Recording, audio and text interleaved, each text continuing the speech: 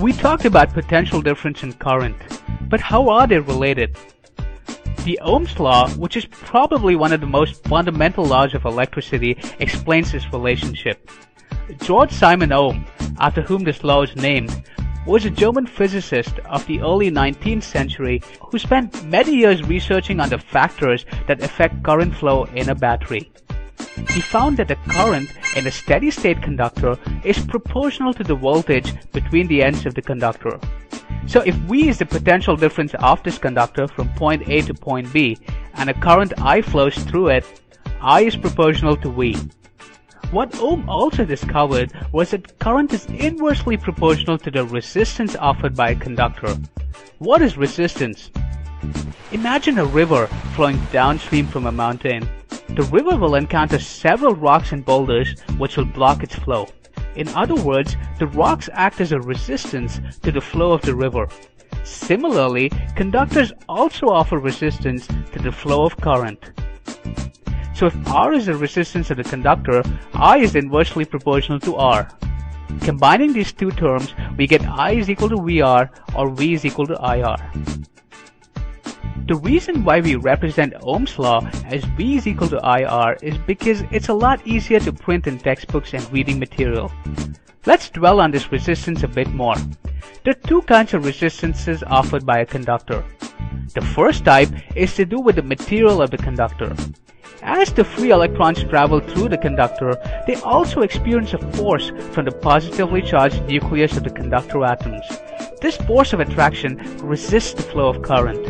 The attraction force is more in certain conductor materials and less in other, depending on the type of atoms they're composed of. The size and shape of the conductors also affects the resistance they offer to current flow.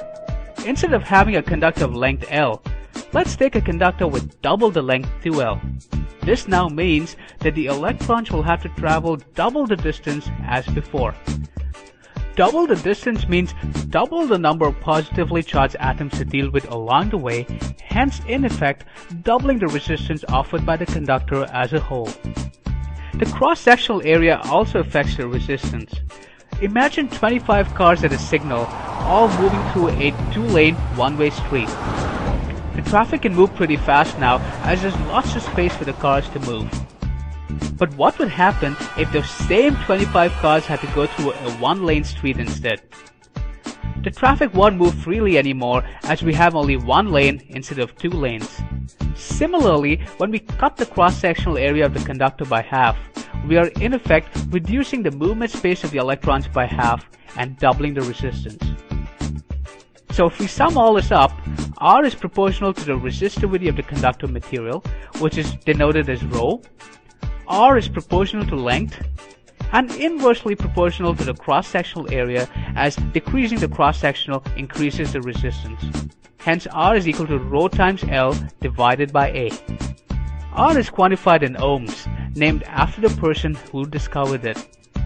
So our V is equal to IR relationship can now be rewritten as V is equal to I times ρ times L divided by A.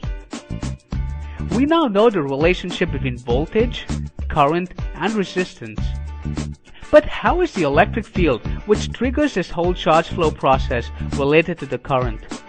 We can use the same V is equal to I ρ L divided by A formula to calculate the relationship between the electric field and the current density.